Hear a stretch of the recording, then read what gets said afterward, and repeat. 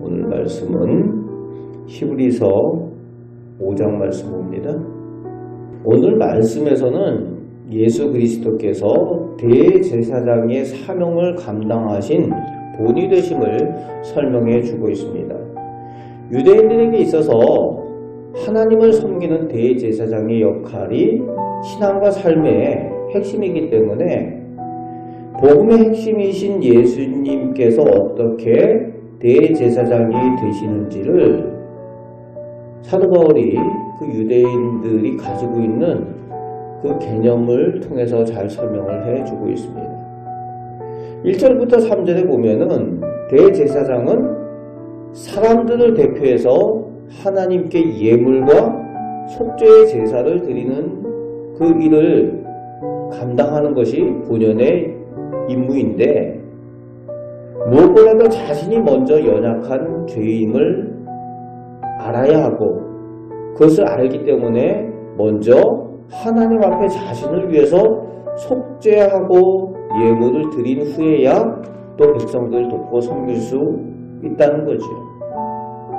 자신의 연약함을 먼저 아는 사람들이어야 백성들을 위해서 제대로 된 대제사장의 역할을 감당할 수 있다는 겁니다. 예수님께서 자신의 연약함을 먼저 경험하셨기 때문에 백성들을 그래서 잘 도우실 수 있으시다는 거지요. 그래서 4절에서 7절까지 대제사장들이 하나님 앞에 설 수 있는 존귀한 제사장의 직분을 감당할 수 있는 것은 스스로 자격이 있어서 되는 것이 아니라 오직 하나님의 부르심과 택하신 은혜로만 가능하다는 거예요. 그래서 대제사장이 되어서 하나님 앞에 지성소에 나갈 때에 하나님께서 용납하여 주시고 그의 제사를 받으시고 하시는 것은 하나님께서 택하시고 은혜 베푸실 때만 가능하다는 겁니다. 그래서 성막이나 성전에서 이제 대제사장들이 자신을 정결하게 하지 않고 함부로 지성소에 나갔다가는 구약에서는 죽임을 당했습니다. 하나님께서 용납하지 않으셔서 지성소에 들어갔다가 죽는 제사장들이 있었어요.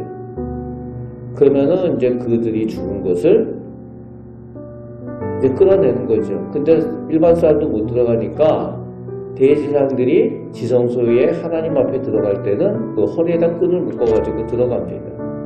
오직 하나님의 부르심과 택하신 은혜로만 제사장의 사명을 잘 감당할 수가 있었다는 거죠.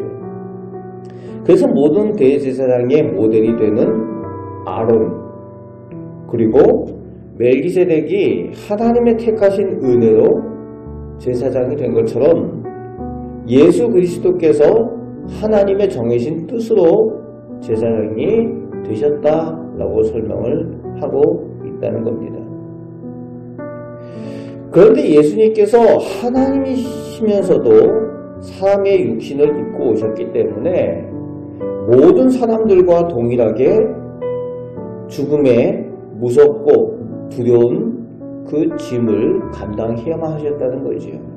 이 십자가의 그 사명을 감당하시기 위해서 심한 통곡과 간구를 하나님 앞에 하셨다는 겁니다. 예수님께서 하나님이시지만 사람의 몸을 입으셨기 때문에 그 죽음의 고통, 그것을 감당하셨다는 겁니다. 그 죽음을 먼저 경험하신 예수님께서 진정한 대속의 제사장이 되신다는 거예요. 우리보다도 앞서서 죽음을 경험하셨고 그 죽음의 무서움이 얼마나 큰지, 그 죽음이 가진 의미가 무엇인지 이미 잘 알고 계시기 때문에 오늘도 우리를 위하여 은혜를 베푸시고 우리를 대속하여 주시고 우리에게 부활의 그 은혜를, 의미를 알려주시고 계신다는 겁니다. 8절에서 10절에서는 아들이면서도 순종하심으로 모든 순종하는 사람들이 구원을 얻게 되는 그 모범을 예수님께서 보여주시고 그 모범이 되셔서 멜기세덱과 같은 제사장으로 칭하심을 받았다라고 바울이 유대인들에게 설명을 해주고 있습니다. 계속해서 이제 멜기세덱이라는 이름이 나오고 있죠. 이 멜기세덱에 대해서 유대인들은 참 입장이 난감합니다. 왜냐하면 이 멜기세덱은 어떻게 보면은 낯선 이름입니다. 아브라함의 혈통과 전혀 상관이 없어요. 정통을 이야기하는, 혈통을 이야기하는 유대인들 입장에서 볼 때는 이 멜기세덱은 이방인입니다. 어디서 갑자기 튀어나온 사람이에요. 그래서 아브라함에게 축복했던 이 멜기세덱이라는 사람이 나오는데, 이 멜기세덱은 살렘 왕이라고 표현하면서 동시에 지극히 높으신 하나님의 거룩한 제사장이다, 그렇게 표현을 하고 있죠. 창세기에 그렇게 나오고 있습니다.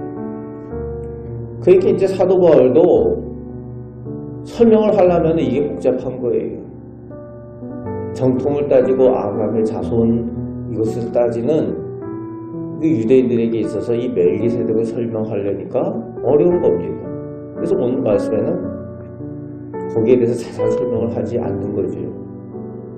그럼에도 불구하고 멜기세덱의 반차를 따라 제사장이 되었다라는 표현을 쓰는데, 이 멜기세덱이 이방인이면서도 하나님의 제사장이 된 것, 다른 것으로 설명이 안 된다는 거예요. 오직 하나님의 은혜로만 그를 부르시고 그가 택하심을 받아 제사장이 되었다는 거죠. 이방인임에도 불구하고. 여러분, 그래서 그게 은혜입니다. 어떤 자격, 혈통 이런 것이 아니라 오직 하나님의 택하시고 부르심의 은혜라는 거죠. 오늘 우리도 마찬가지입니다. 우리가 이방인이었음에도 불구하고 복음을 듣게 되고 또 유대인들보다 더욱 우리가 하나님의 자녀로 택함받은 사람들이 된 것은 오직 은혜라는 겁니다. 그 은혜를 우리가 귀하게 여기고 오늘도 감사의 삶을 사시길 바랍니다. 또한 우리를 부르신 것은 우리 곁에 있는 사람들에게, 이웃에게, 우리 가정에서 또 제사장의 사명을 앞서서 감당하시라고 불러주셨다는 거예요. 그래서 우리는 우리 곁에 있는 이웃들과 우리 자녀들 위해서, 가정을 위해서 중보하며 은혜를 구하는 제사장의 사명을 또 잘 감당하시는, 그 가운데 하나님께서 은혜 베풀어 주시는 그 은혜를 체험하며 살아가시는 우리 성도들 다 되시기를 주님의 말씀으로 축복합니다. 아멘. 기도하겠습니다. 아버지 하나님, 저희가 자격이 없고 연약하지만 오직 하나님께서 저희를 부르시고 택하심으로 인하여 저희가 복음을 듣고 하나님을 알고 믿게 되며 또 예수님을 구주로 고백하며 또 하나님의 자녀들이 되었습니다. 또 하나님의 자녀된 저희들이 예수님처럼 저희 곁에 있는 사람들을 향하여 제사장의 사명을 감당하도록 부르심을 받았습니다. 아버지 하나님, 맡겨주신 사명을 귀하게 여기고 잘 감당하여 하나님께 영광 돌리는 저희들 되게 하여 주옵소서. 오늘 하루도 주님께서 저희와 동행하여 주시고 은혜 내려주심을 믿습니다.